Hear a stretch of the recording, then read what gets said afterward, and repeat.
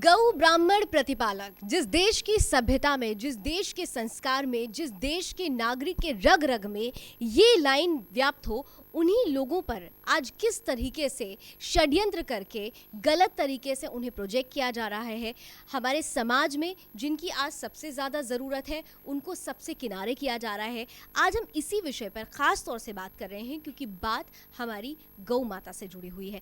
देश में कानून भी है, देश में प्रशासनिक अमला भी है, देश में सरकारी तंत्र भी है, लेकिन व्यवस्था के नाम पर बड़ा सा शून्य नजर आता है। कहीं पर भी व्यवस्था नहीं नजर आती, कहीं पर भी तंत्र नजर नहीं आता जिससे ये कहा जा सके कि हमारे देश में गौ की रक्षा हो रही है और गौ रक्षकों की रक्षा हो रही है। हमारे साथ तमाम गौ रक्षा दल के सदस्य जुड़े हुए हैं, कुछ यंग जनरेशन के लोग भी जुड़े हुए हैं क्योंकि आज का जो देश है, मैं आपका नाम पहले जानना चाहूँगी। मेरा नाम भारत भूषण है, गोरक्षा दल दिल्ली प्रदेश से। भारत जी, आज का जो देश है, आज का जो समाज है, हम कह रहे हैं युवा समाज है, युवा किस तरीके से इस गौ रक्षा दल का सदस्य बन रहे हैं और बतौर युवा क्या आपने कभी ऐसी किसी स्थिति से आप दो चार हुए हैं जहां आप कह सके कि हमारे यहाँ गौ रक्षकों के लिए और गौ रक्षा के लिए कोई तंत्र नहीं? जी मैं बताता हूँ, युवाओं में इस समय बहुत ज़्यादा गोरक्षा को लेकर के प्रचार है, बहुत ज़्यादा जागरूकता है।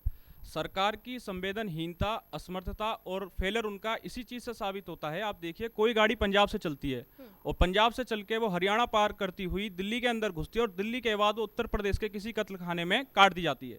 अब वो गाय पंजाब से चली और दिल्ली यूपी के अंदर काट दी गई। प्रशासन दिल्ली, हरियाणा, पंजाब और यूपी, पुलिस पंजाब, हरियाणा, कहाँ गई सारा प्रशासन, कहाँ है सरकारें? कोई किसी भी तरह से गौ रक्षा के लिए कोई आगे नहीं आता। लेकिन ये तो वो राज्य है जहाँ पर गौ सीधे सीधे गौ के काटने पर प्रतिबंध लगा हुआ है। बिल्कुल, गौ के काटने पे प्रतिबंध है, लेकिन उसके बावजूद भी किसी भी स्टेट की कोई भी पुलिस गौ रक्षा के नाम पर आगे नहीं आती। अब आए गोरक्षक, बच्चे गोरक्षक जो अपनी जान को हथेली पे रखकर गौ रक्षा के लिए आगे आते हैं और उसमें युवा वर्ग सबसे आगे है। जब गाड़ी को कसाई की गाड़ी को गोरक्षक रोकने की कोशिश करते हैं तो कसाईयों की तरफ से फायरिंग पहले गोरक्षकों पे की जाती है, उन पे ट्रक चढ़ाया जाता है, तो कसाई उन पे ट्रक चढ़ाते हैं, ना कि गोरक्षक उनके खिलाफ कोई सख्त कार्रवाई करते। इन सब बावजूद, हरकतों के बावजूद जब उनको काबू करने की कोशिश की जाती है तो हमला कसाईयों की तरफ से गोरक्षक पे होता है, गोरक्षक उन पे कभी हमला नहीं करता। इन सब के बावजूद जब वो कसाईयों को हैंडल कर लेते हैं, पुलिस की कोशिश ये रहती है कि किसी भी तरह से कसाईयों से सेटलमेंट कर करके पैसा लेकर के इन गाड़ियों को छोड़ दिया जाए और उल्टा मुकदमा गोरक्षकों के खिलाफ तैयार किया जाए। अब आप देखिए, सरकार की तरफ से, पुलिस की तरफ से, प्रशासन की तरफ से कहाँ गोरक्षकों को मदद मिली है? गोरक्षक अगर ये सब ना करें, अगर सख्ती से ना करें, तो हम कैसे गोरक्षा में सफलता पाएंगे? इसके बावजूद ऐसे चैनल जो कसाईयों के पैसे से पोषित हैं और चलाए जा रहे हैं, वो हमें गुंडा बताते हैं, हमें तस्कर बताते हैं और कहते हैं हम गौ रक्षा के नाम पे धंधा कर रहे हैं। मैं ऐसे न्यूज़ चैनलों से पूछना चाहूँगा कि आपने कितनी रिपोर्ट ऐसी दिखाई है कि जिसमें गोरक्षक हमारे मारे गए हैं और आपने उनके फोटो, उनके परिवार के फोटो और आपने दिखाया? कितनी बार ये रिपोर्ट ऐसी दिखाई है कि गाड़ी पंजाब से चल के उत्तर प्रदेश जाकर के कट गई है और कितनी कार्रवाई पुलिस प्रशासन ने की है? जितने भी बिना लाइसेंस के कत्लखाने उत्तर प्रदेश या पूरे हिंदुस्तान के अंदर चल रहे हैं, कितने आपने उसके ऊपर रिपोर्ट दिखाई है? आप अपनी ये राजनीति, अपनी तुष्टीकरण की राजनीति अपने पास रखिए। जैसे चैनलों को सख्त ऐलान है हमारा कि गोरक्षक आपका बहुत जबरदस्त विरोध कर रहे हैं, लोगों में भारी गुस्सा है, राष्ट्रवादी हिंदुत्ववादी लोग आपका कट्टर विरोध में है इस समय। सच जो है, सच दिखाना है। मीडिया का काम अगर सच दिखाना है तो सच दिखाया जाए और सिक्के के एक पहलू को नहीं, जो दूसरा असल पहलू है, जो लोगों के दृष्टिकोण को बदल सकता है सही मायने में, उसको भी दिखाना बहुत जरूरी है। मेरे साथ एक और सदस्य जुड़े हुए हैं, मैं नाम जानना चाहती हूं। आलोक सोलंकी। आलोक जी, गौ रक्षकों के लिए और गौ रक्षा के लिए कहा जाता है कि कई ऐसी प्राइवेट कुछ लोग जुड़ के कोषा अध्यक्ष भी बन जाते हैं, कोष एक तरीके से निर्धारित करते हैं और ये आरोप लगता रहा है कि कहीं ना कहीं से पैसों की उगाही भी करते हैं। ये जो आरोप लगता है, आप इस पर कोई जवाब देना चाहेंगे? मैं सर्वप्रथम तो लावनी जी यहाँ पे एक बात कहना चाहता हूँ। सुदर्शन न्यूज़ चैनल का धन्यवाद करते हैं कि वो सिक्के के दूसरे पहलू को आज समाज के सामने ला रहे हैं, क्योंकि समाज में गौरक्षकों के खिलाफ जो विसंगतियाँ भरी जा रही हैं, जो न्यूज़ चैनल आज चैनल जो गलत परोस रहे हैं, उस सबको आज प्रत्यक्ष में समाज आपके चैनल के माध्यम से देख पा रहा है। ये कोई आज की ही घटना ऐसी नहीं, एक आरोप लगाए जाते हैं। 1857 की क्रांति जब पड़ी थी मंगल पांडे जी की पहली गोली क्यों चली, लैंसडाउन नामक अंग्रेज क्यों बुलाया गया? क्योंकि भारत से सर्वे कराया गया कि भारत को बर्बाद नहीं किया जा सकता। यहाँ गौ, गीता, गौरी, तुलसी माँ घर घर में है, गाय माँ घर घर में, यहाँ बीमारियाँ भी नहीं। तो अंग्रेजों का कोई भी इनका धंधा चलने वाला नहीं था। जो ईस्ट इंडिया कंपनी की ये जो खड़ा करने की इनकी जो साजिश थी भारत को लूटने की, तो इन्होंने लैंसडाउन को 1991 में 1891 में रानी विक्टोरिया ने पत्र लिख के बुलाया। जींद में, हरियाणा में पहली कमेटी बनी थी जिसमें 11 हिंदू, 7 मुस्लिम थे, सिख भाई थे। तो हम सब मिलके एक रूपता से गाय नहीं कटने देंगे। इतिहास में सभी उसमें देखने को भी मिलता है, पढ़ रहे हैं हम। आज ये राष्ट्रीय अंतर्राष्ट्रीय षड्यंत्र है। बीफ को बहुत कायदे तरीके से यहाँ डिमांड करी जाती है और हमारी सरकारें कहीं न कहीं हमें बेवकूफ़ बना रही हैं। 1994 के सुप्रीम कोर्ट के आर्डर का जो स्पष्ट लिखा है कि तत्काल गाय की ज़मीनें, गौचर ज़मीनें खाली की जाएं, कहाँ सुनवाई हो रही? सुप्रीम कोर्ट के ऑर्डर का उल्लंघन, स्टेट गवर्नमेंट का उल्लंघन। आखिर युवा कहाँ जाए, गाय कहाँ पाले? हमें ना तो दिल्ली में कहीं गौपालन के लिए जगह मिल रही है, ना एनसीआर क्षेत्र में। एक बहुत बहुत खास सवाल ये यहाँ पे एक उठ के नजर आता है। आज हमारे देश में कहा जा रहा है कि युवाओं को नए नए रोजगार के अवसर मिले, लेकिन जो खास अगर रोजगार अगर देखा जाए, अगर हम गऊ पालते हैं, गऊ से कितने तरीके से आप दुग्ध उत्पादन कर सकते हैं, आप मक्खन का उसका व्यापार कर सकते हैं, तमाम तरीके हैं। लेकिन जब गऊ ही नहीं बचेगी और गऊ की रक्षा करने वाले ही नहीं बचेंगे, तो फिर हम रोजगार के लिए भी नहीं सोच सकते, और जो दूध और दही की नदियां बहा करती थी हमारे देश में, उसकी परिकल्पना भी हम नहीं कर सके। हाँ, चाहता हूं क्योंकि हमारे गौरक्षा दल कोई भी स्लिप दिखा दे कि हम लोग दान की अपील करते हैं, हम लोग सीधा एक ही बात बोलते हैं, ना दान चाहिए ना मान चाहिए, हमें गौहत्या मुक्त स्वस्थ हिंदुस्तान चाहिए। क्योंकि बिना गाय के गौ हत्या मुक्त स्वस्थ हिंदुस्तान चाहिए। कुछ कहना चाह रहे हैं साहब आप? अपनी सीट से ही बोल रहे हैं सर। अभी जैसा आपने बोला कि रोजगार की बात कही, तो हमारा जो देश था जिसके उस वैभव को देखकर पूरी दुनिया आकर्षित थी और अंग्रेज इसको लूटने के लिए आए थे, तो वो सोने की चिड़िया जो हमारा देश था वो गाय की वजह से था।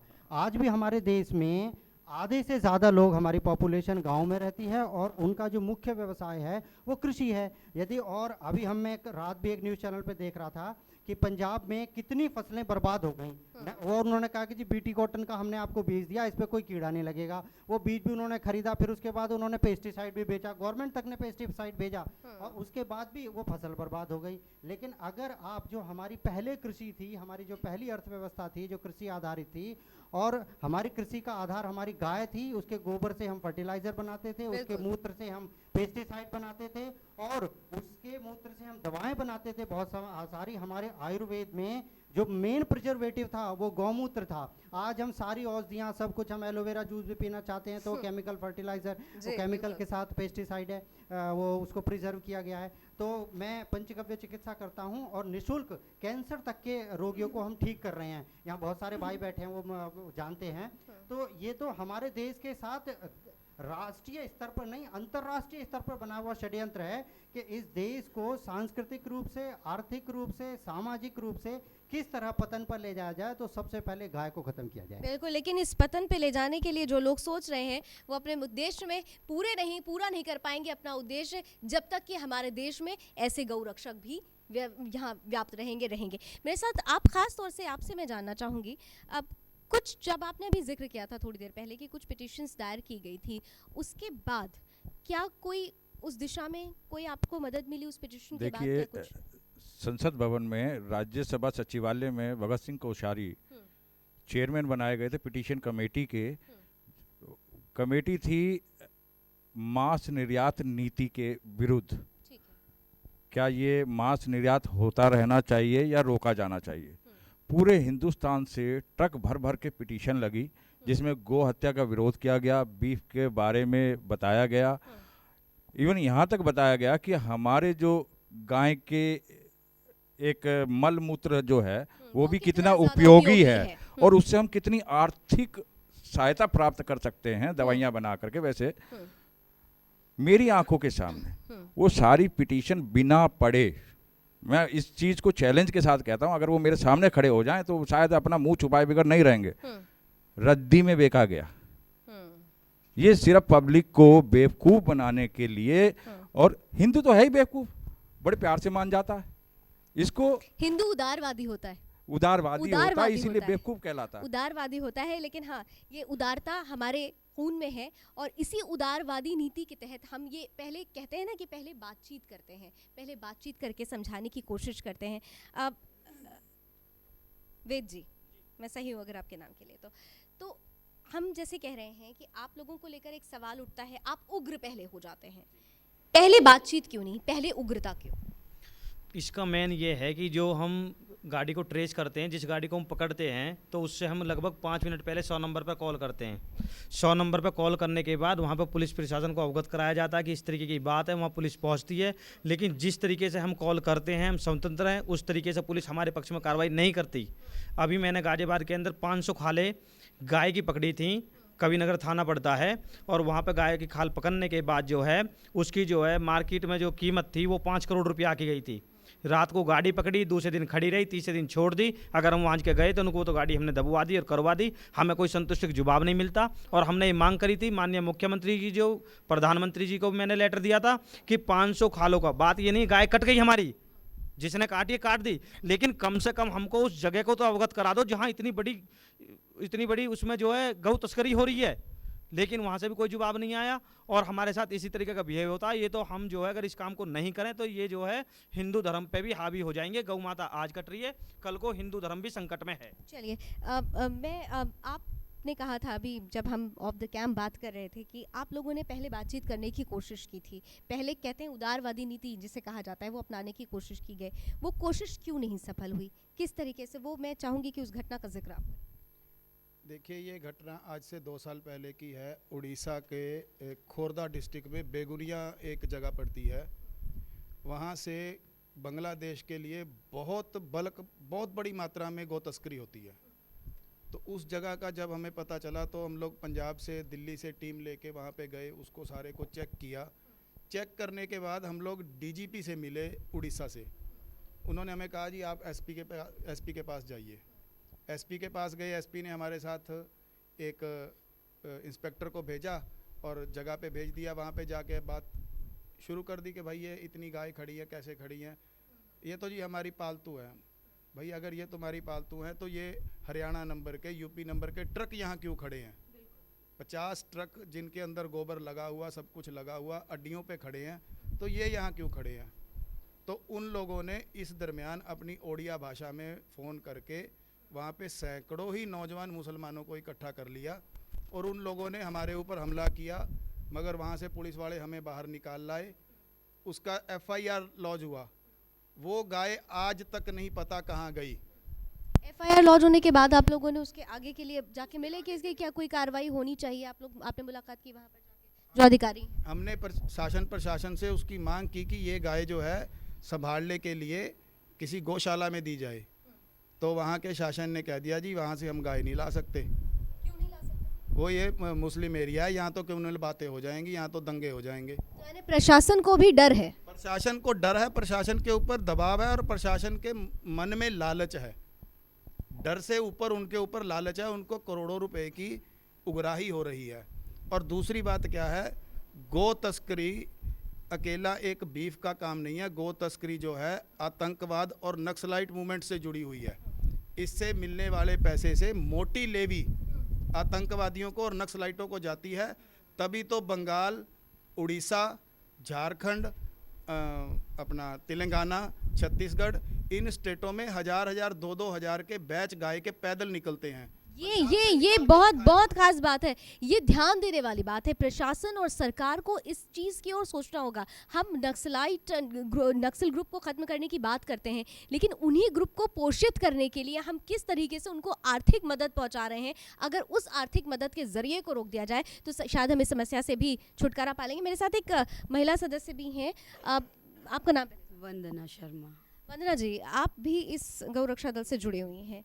पुरुष उग्र हो जाता है, महिलाओं के लिए कहा जाता है कि सौम्यता के साथ अपनी बात रखती हैं। कभी कोई ऐसा इंसिडेंस कि आपने कुछ ऐसा देखा हो, आप लोगों ने रोकने की कोशिश की हो, लेकिन फिर भी आपके साथ भी उसी तरीके का बिहेव किया गया हो, पुलिस ने आपके साथ भी कोई अत्याचार किया हो? ऐसा तो अभी तक मेरे साथ कुछ नहीं हुआ, लेकिन इतने सदस्यों की बातें और इतने पीड़ित लोगों की बातें सुन के, एक माँ, मैं भी एक माँ हूँ, मेरे भी बच्चे हैं, जो लोग सुबह उठते ही वो दूध पीते हैं उसी गौ माता का, और हमारी ज़िंदगियों में आज जो लोग काट रहे हैं गौ माता को, वो भी उसी दूध को पी के, उसके ही दूध को पी के इंसानियत भूल गए हैं, हैवानियत पे आ गए हैं, सड़कों पे उतर आए हैं। वो ये भूल गए हैं कि हमारी माँ की छाती से दूध निकाल के हम पी के आज हम इनको काट रहे हैं, धो रहे हैं, जिसकी वजह से कुछ इंसान आज जो गौ माता के रक्षक माने जा रहे हैं वो दुनिया में उतर आए हैं, क्रांतिकारी बन गए हैं। तो ये कुछ चंद कसाई हम पे हावी हो रहे हैं, हमारी ज़ात, हमारे धर्म को ललकार रहे हैं।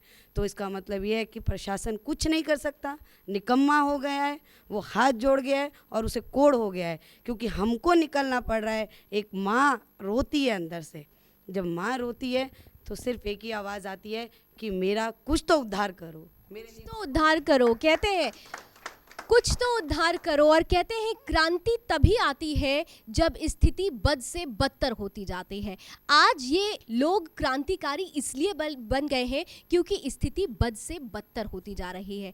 अगर सही समय पर सही लोगों ने सटीक तरीके से कोई कदम नहीं उठाया, आप समझ रहे हैं मैं शासन और प्रशासन दोनों की बात कर रही हूँ, अगर सही समय पर सही तरीके से सही कदम नहीं उठाया गया तो आप खुद समझिए स्थिति कहाँ जाएगी। एक छोटा सा ब्रेक और ले लेते हैं, फिर इस बातचीत को आगे बढ़ाते हैं।